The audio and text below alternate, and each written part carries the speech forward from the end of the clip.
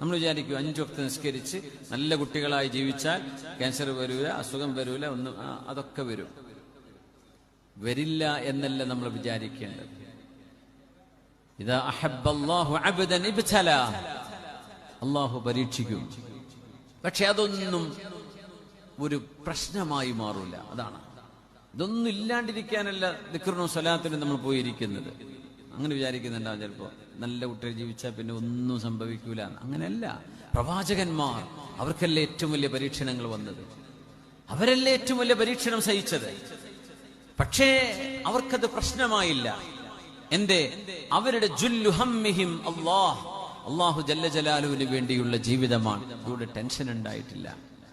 ഈ മനക്കരുത്ത് എവിടെ നിന്ന് കിട്ടി എന്ന് ചോദിച്ചാൽ അതാണ് ലാ ഇലാഹ ഇല്ലല്ലാഹ് എന്ന വചനത്തിന്റെ പവർ. അതാണ്. അതുകൊണ്ട് ജീവിതത്തിൽ സന്തോഷം വേണമെന്ന് നമ്മൾ ആഗ്രഹിക്കുന്നവരാണ് സത്യവിശ്വാസിനികൾ.